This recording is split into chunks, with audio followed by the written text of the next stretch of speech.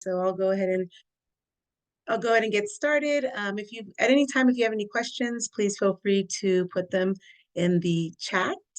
So I'll go ahead and share my screen right now.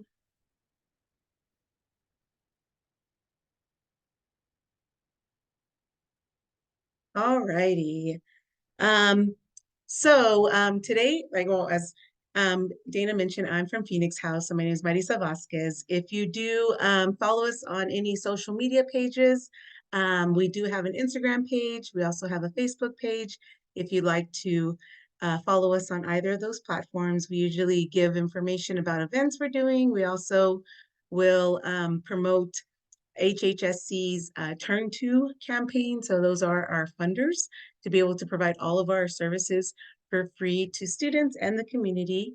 Um, so just a little bit of information about Phoenix House.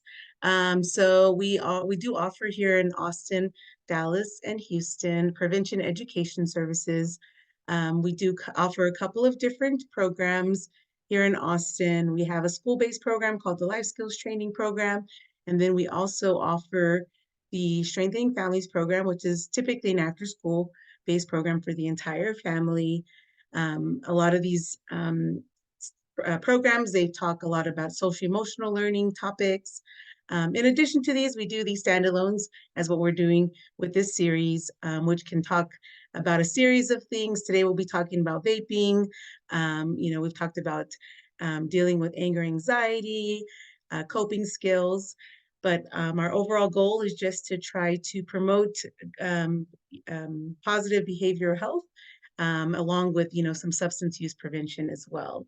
So today we are going to be talking about vaping, the new look of nicotine, and just kind of the question: is it safer than smoking? There's a lot of information out there about vaping, and as many of us may know, it is something that has been affecting a lot of the youth in the schools as well. So we're here just to give y'all some insight on the information. Of course, it's always changing and there's always new products. So we're constantly trying to keep up to date, but sometimes we, may fall short of some of the information. But yeah, as I mentioned, we try to keep up with all the trends.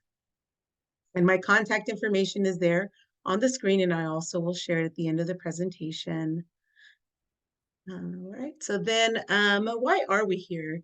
So, that's the agenda. Also, what is vaping and what are e-cigarettes? The dangerous effects of vaping, what we can do, additional resources and questions, and discussion if you do. And like I said, if you have any questions, please feel free to throw them in the chat. So the first thing is, why are we here? So of course, it's because we care about our youth. Um, Despite, what we know about health risk of vaping, it's become one of the most common forms of substance use in youth. Teens are at risk of severe lung illnesses, complaints of shortness of breath, nausea, and vomiting. Texas has reported 304 possible cases. 123 are classified as confirmed cases. And, with it, it's very hard to really get a good exact number because a lot of these cases aren't reported as well. And it's also hard to determine, with vaping, if it's nicotine related, is it tobacco? I'm sorry, is it THC or marijuana related? Because they are really hard to, test, and it can be expensive as well.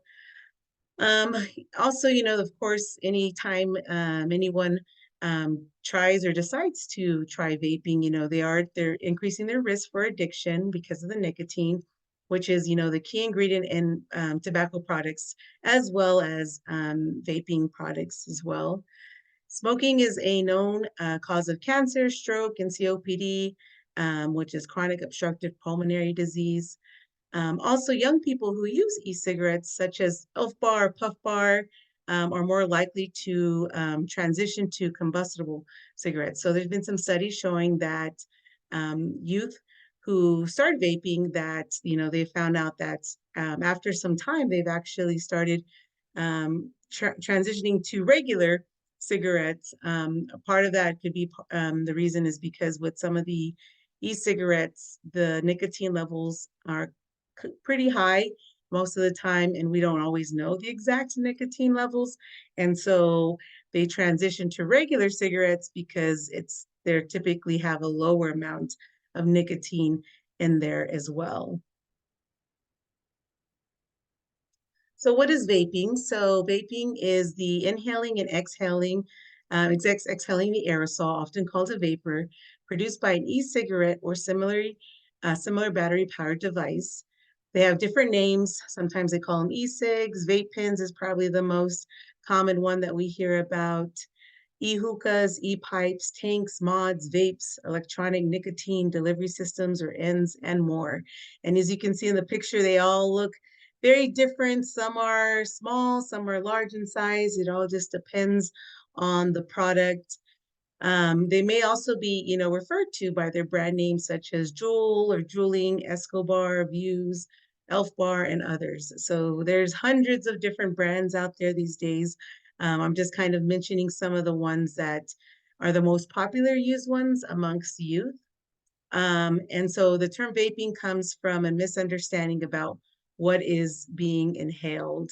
A lot of times, as I was mentioning in the first sentence, people don't actually realize that it's an aerosol um, because of all the different chemicals that are in there. And just a little bit of background information with vaping. So they came out in about the early 2000s, between like about 2000s. I think they started becoming more and more popular around between 2005 and 2010. So, with that being said, there's still a lot of information we don't know because they are fairly new. So, they've only been around, less than 20, 25 years here in the US.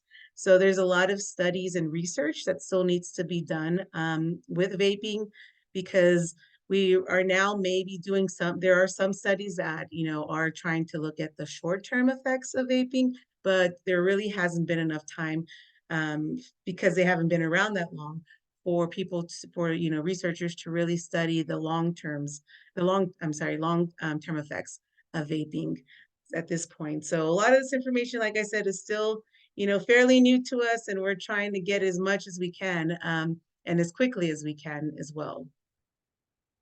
As like I said, vapor aerosol. So battery operated vape devices create an aerosol that looks like a water vapor, but it does contain nicotine flavoring and more than 30 other chemicals.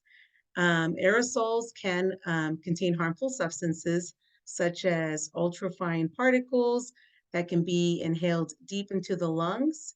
Also, flavorings such as diacetyl, and that's the chemical that's linked to a serious lung disease.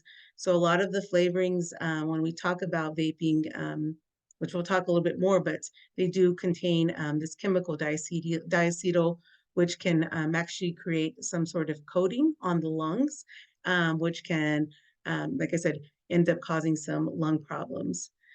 Volatile organic compounds, cancer-causing chemicals, and then also heavy metals such as nickel, tin, and lead as well. So let's just talk a little bit about, what are some other things that we might find in vape pens or vaping devices. So it's difficult to know exactly how much nicotine is in e-liquids, as I was mentioning, and that can vary based on the brand. Most contain flavorings as well as toxic chemicals and metals, as was previously mentioned. Chemicals and flavorings that are sometimes considered safe may have both short and long-term health effects when vaporized and inhaled. Because what on the next slide, what we'll see is, it's, obviously there's it's an electronic device with electrical things that are going on or, processes. And then also, there's a lot of chemicals. On this list is just a short list of some of the things that, there's the main three here that we know that are in a lot of the vaping devices. And then in the blue or the darker, like right below the main chemical name are what that is, these products typically contain those types of ingredients as well. So we have propylene glycol, we have glycerin, we have formaldehyde. For the first one, sometimes deodorants have it, soap products, toothpaste might have it, house paint. For glycerin, their aerosol disinfectants might have it, weed control, acne medicine, soaps. And then for formaldehyde, cosmetics might have formaldehyde, glue, rug or upholstery, and or body wash. So when we're in the schools talking to the youth about vaping, a lot of this information that we're sharing with you is very similar.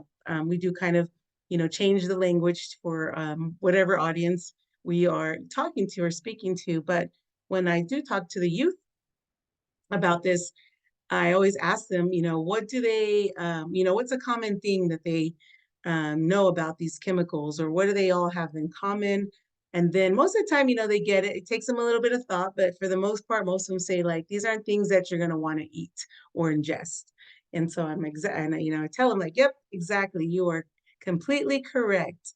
So a lot of these things, we may put on our, bodies, we may, toothpaste, we brush our teeth with, but we still spit it out.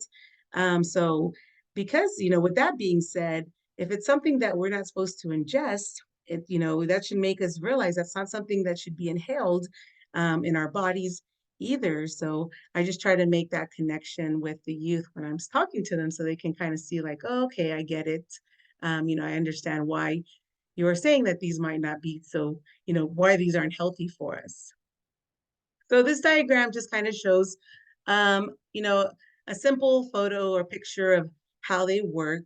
So electronic cigarettes have been touted as a safer way to quit or cut down smoking, but doctors say the battery-powered devices are sometimes exploding, which can cause severe injuries. So with the vaping device, there's the battery, at the end, which helps the LED light glows on some devices when the user inhales. There's also the microprocessor, switch activates the heating element on some devices.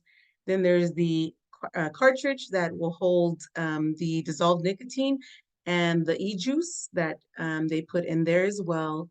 The mouthpiece.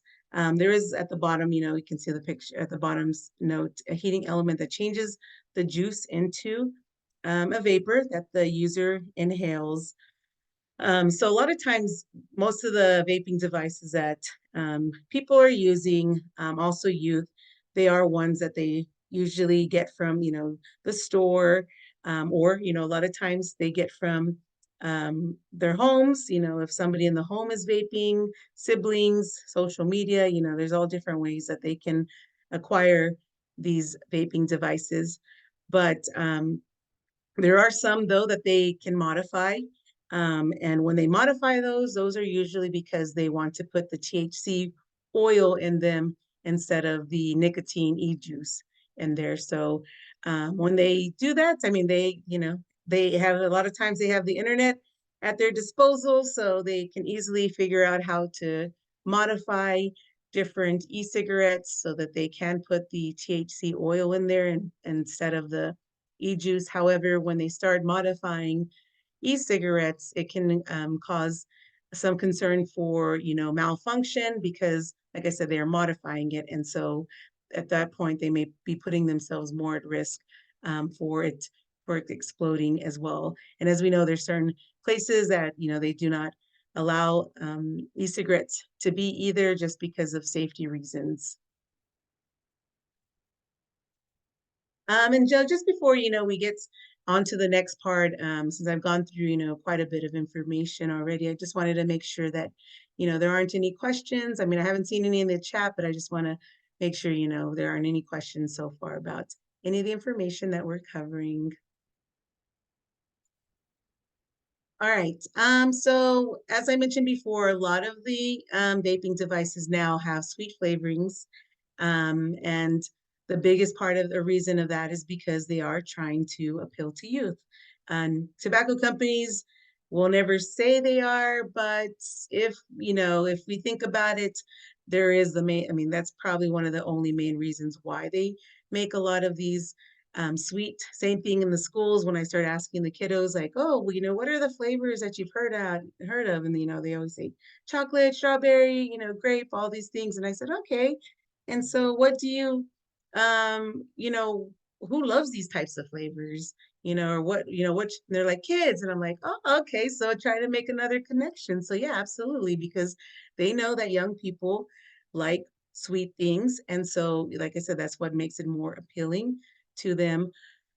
So there's, thousands and thousands of different flavors that, are available. Also, sometimes the flavors may also make the vaping seem harmless as well. So that's another strategy or technique that tobacco companies use to try to, like I said, get, and obviously, they may not be old enough to go and purchase them themselves, but it's already getting the idea in their head that, oh, maybe, I may, as I get older, maybe it's something I do want to try because, it's sweet. It couldn't be that bad, for me. So, like I said, they are very strategic in, what they do and how they promote their products. And if we go into the, convenience stores, some of the grocery stores as well, you've probably seen, very similar pictures like this and, with all the different brands and colors. So also they also make it look, um, appealing by the look, by the bright colors, the shapes and everything. So visually appealing, they also try to do that.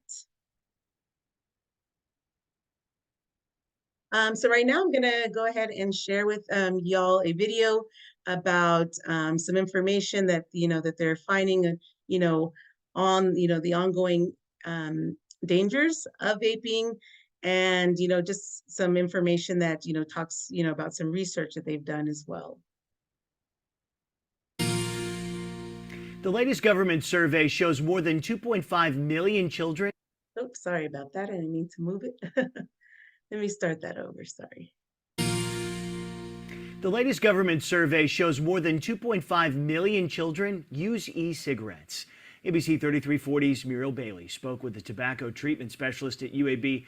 Muriel, she makes it clear that vaping is harmful. She does, Stephen, and symptoms from vaping can range from shortness of breath to seizures.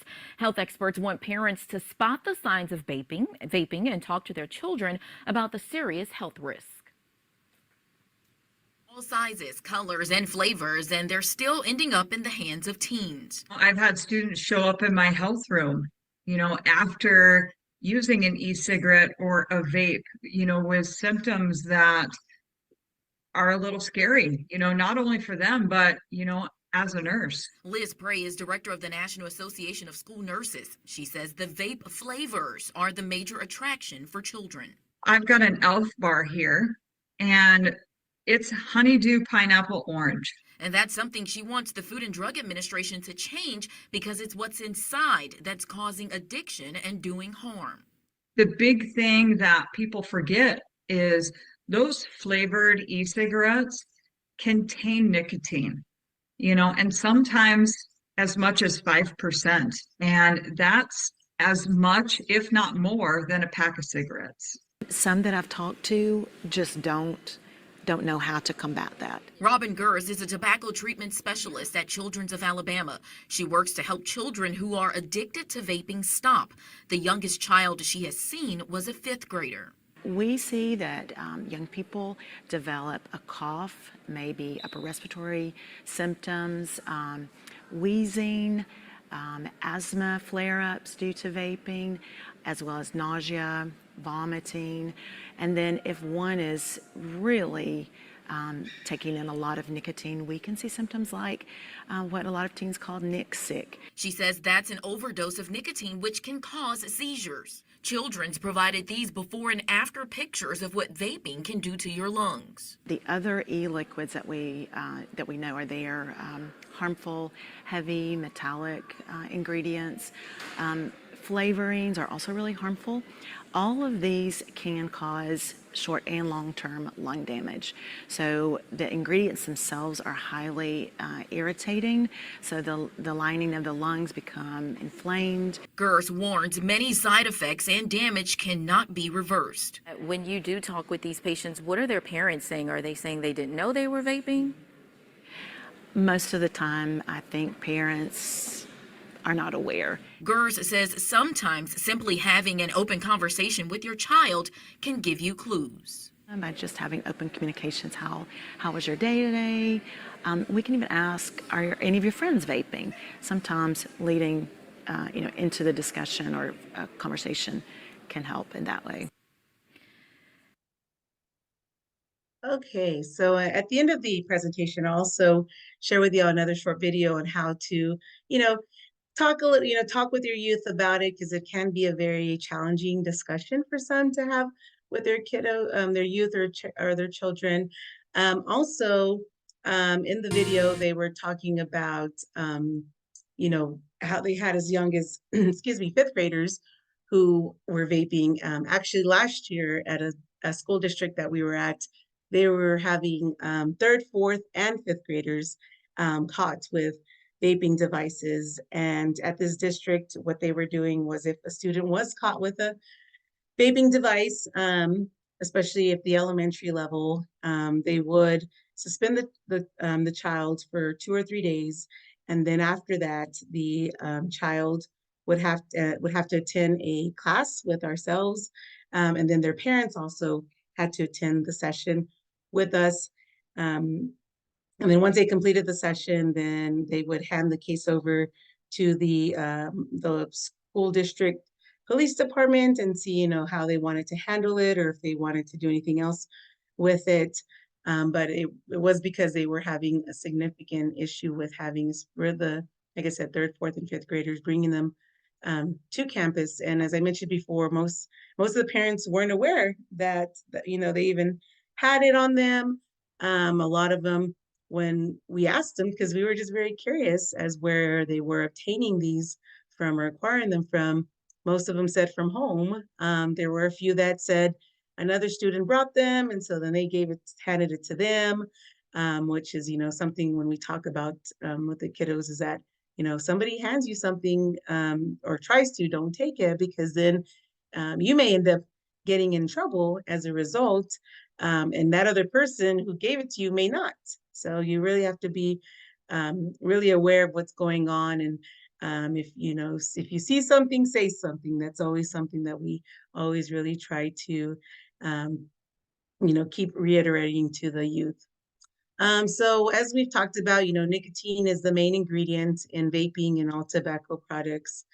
Vaping delivers nicotine to the brain in as little as 10 seconds, so it goes pretty fast. Um, a youth's brain is still developing, making it more vulnerable to nicotine addiction. So as we know, the brain is still, it takes about, I guess 25 years of life. So about the age of 25, 26 is when a person's brain is fully developed. So if it is, exposed to nicotine or other substances, um, or other drugs, then it may, become addicted more quickly. Nicotine exposure during the teen years can disrupt normal brain development. It may have long-lasting effects as well, like increased impulsivity and mood disorders as well. Youth who use e-cigarettes are more likely to become traditional cigarettes. I mentioned that as well.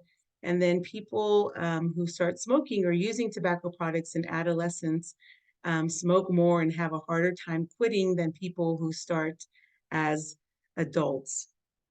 And that's, like I said, just because of the brain development. And one fact that I don't have on here is that there have been a lot of studies on, especially with cigarettes and nicotine, that if a person doesn't start smoking by the time of their age of 18, there's only about a 2 to 3% chance that they'll ever smoke or use any type of tobacco product after that. So that is, some very good information to know. So that's the reason why we typically see more youth.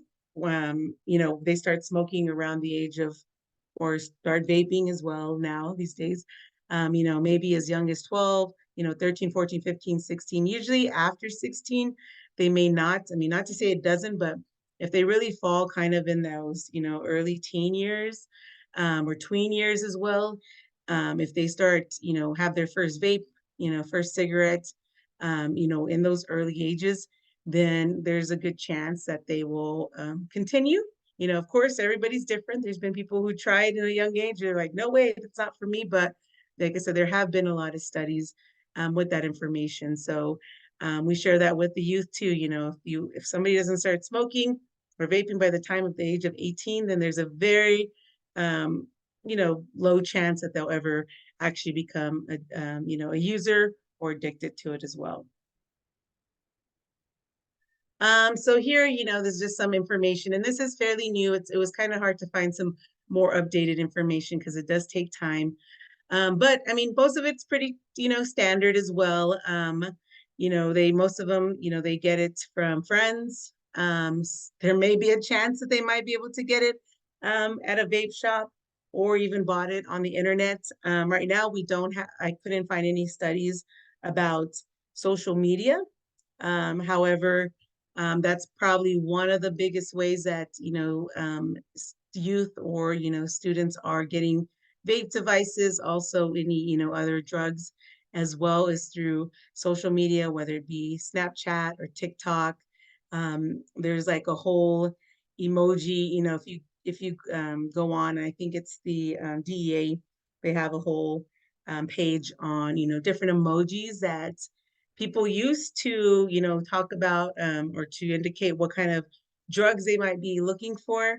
Um, but yes, like I said, because they can use, then the reason they use, a lot of social media is because they think that it disappears. As we know, if something were to happen, the police or law enforcement can, track, and nothing's ever totally deleted. That's what everybody thinks. But, things are stored in the clouds somewhere, but that's their thought, is that because, they can post a story or something, and then, it disappears within a few hours, or they can delete it, then, then they're safe that way. But usually right now, social media is um, a big way that a lot of them are getting it. But like I said, in addition to friends or at the home as well, if people in the home are vaping, it's always a good idea to make sure that you keep it, hidden or away, because kids will find it or get their hands on things if they really want something.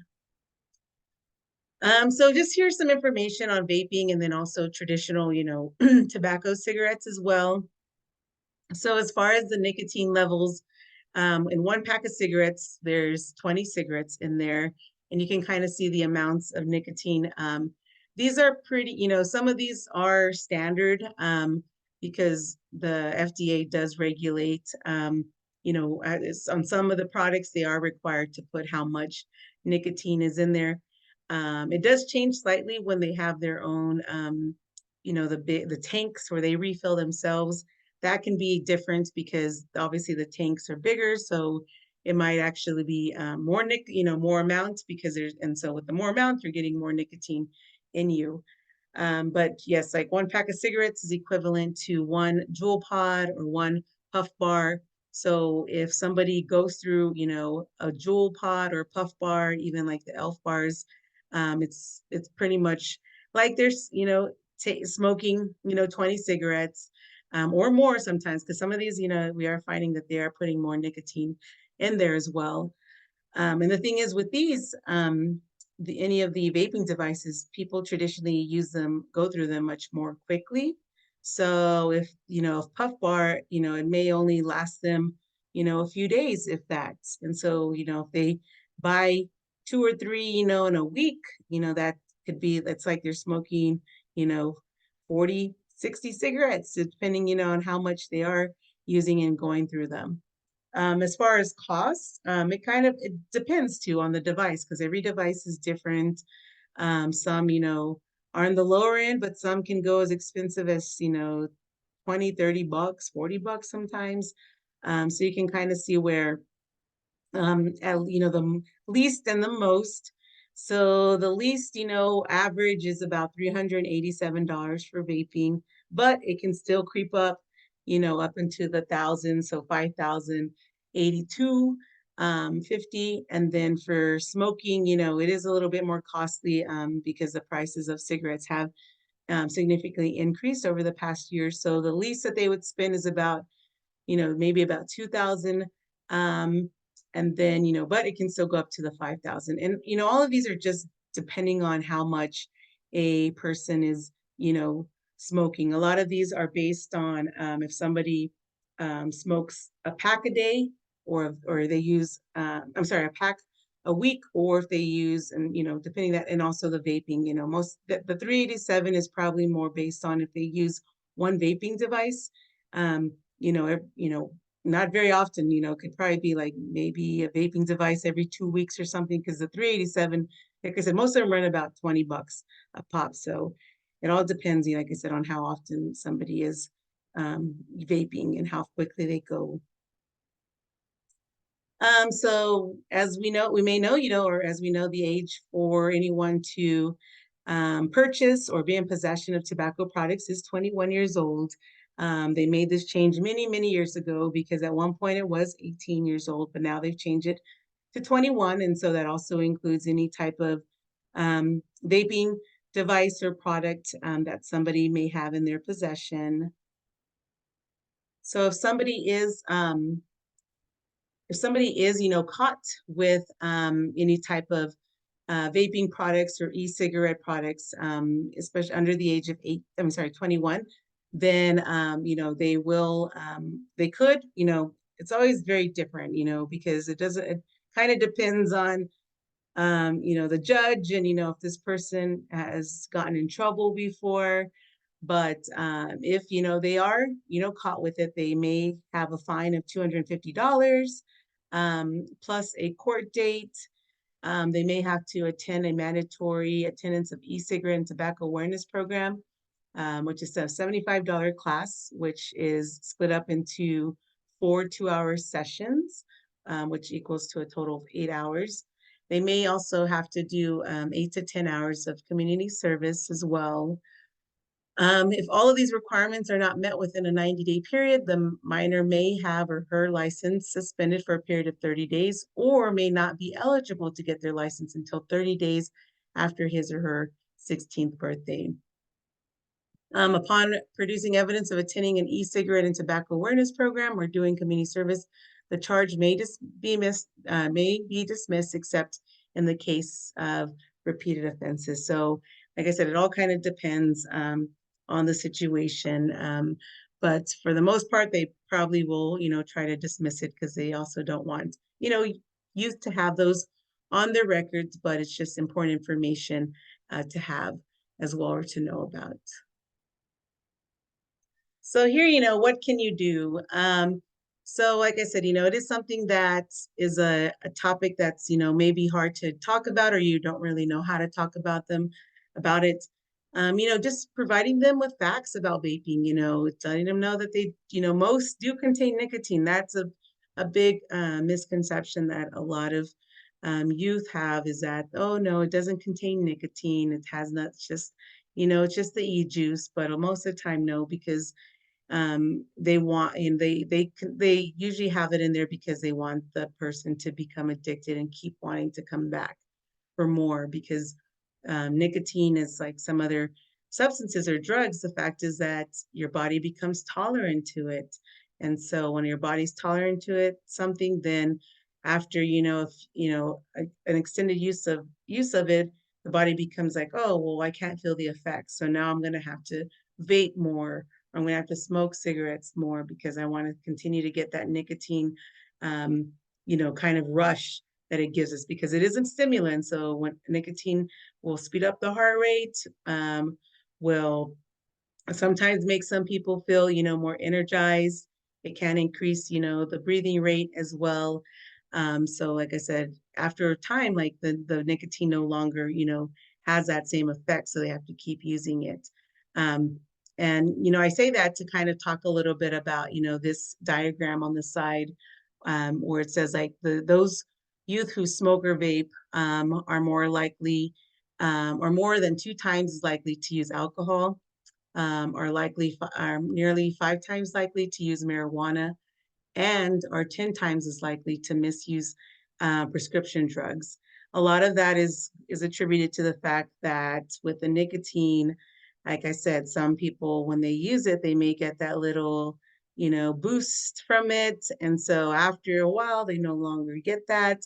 So then they may want to experiment with other things to try to get, some sort of good feeling or whatever feeling it's giving them. So a lot of times that's why they may start experimenting with other substances.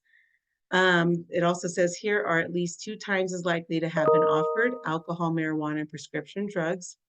And then, like I said, kind of what I said, are more curious to use substances like marijuana and prescription drugs.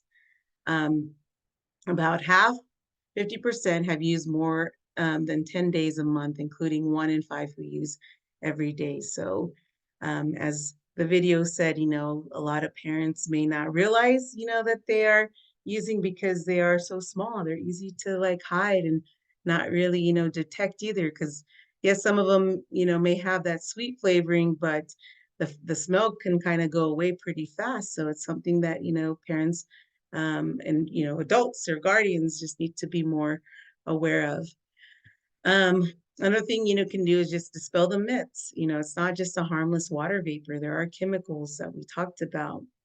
Tell them that the tobacco and vaping industries are targeting them to make money and hook them on their products. And I tell the youth that all the time that, with the whole money being spent, say they even, just say it's even $300, whatever it says for the year. That $300, I mean, what is it doing for you? Like, is that making you healthier?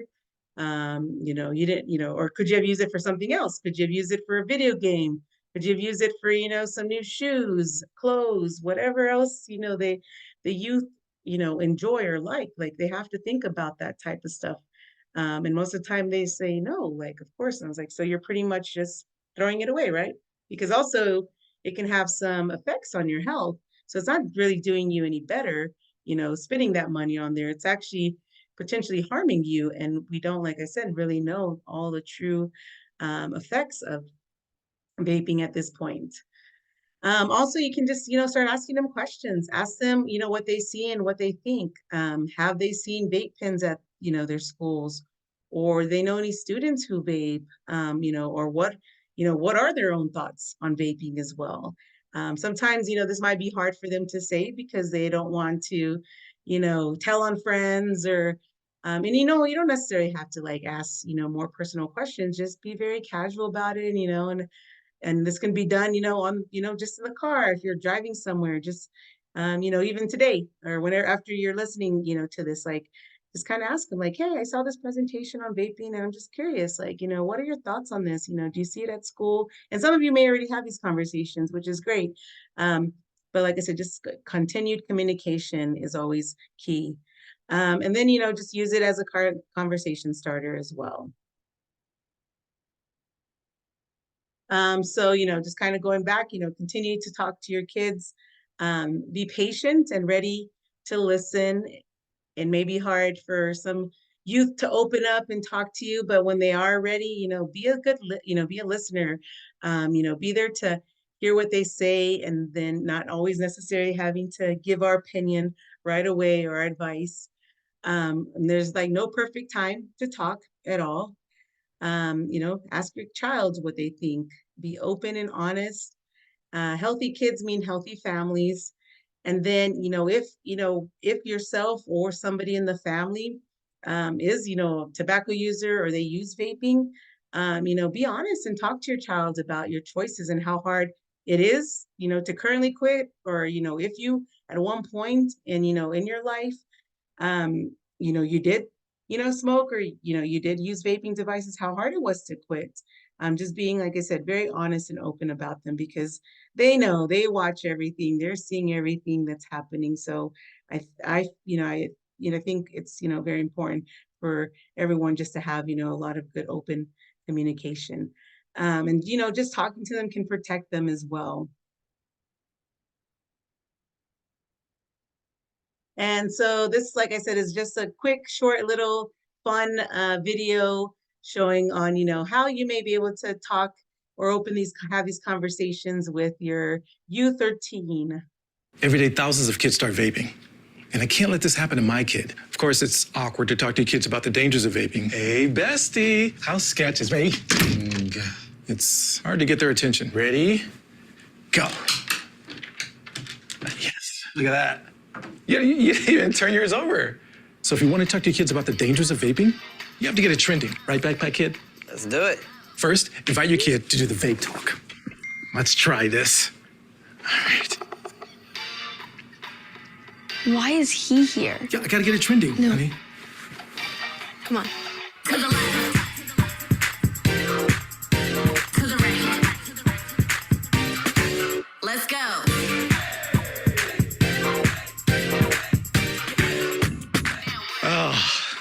Honey, can we talk? Yeah, what's up? I see a lot of your friends vaping. Visit talkaboutVaping.org for tips on when and how to have the vape talk. All right. So like I said, I thought that was just a fun little way to, maybe have some these types of conversations if you haven't already done so. And this is a great resource that you can use, if you have, there's lots of other little short videos on there or information for parents and guardians to, have these, like I said, talks with Every day, thousands. All right. And so these are some other, websites that you are, free to look at, on your own time to see if, if there's any other information that you like. So the NIDA, which is the National Institute on Drug Abuse, the Texas Health and Human Services Commission, that's who we are funded by. They have lots of information on there as well. The FDA, CDC, Smoke-Free Teen Partnerships to End Addiction as well. And there's a whole, pretty lots of other websites that you can visit too. And so that takes us to the end of the presentation. I don't think I saw any questions, but if you ever have any questions in the future, you're more than welcome to email me or text me as well with any of information you'd like to hear about. Also, the last slide, which I'll pull up right now, is going to be a survey of the presentation where you can leave any comments. If there's any other presentations you would like us to facilitate in the future as well, you can throw that in the survey. And I'll actually, you can use your phone to do this QR code, or also shortly I will put those websites in the chat box in case you would like to click on it from your phone or your laptop.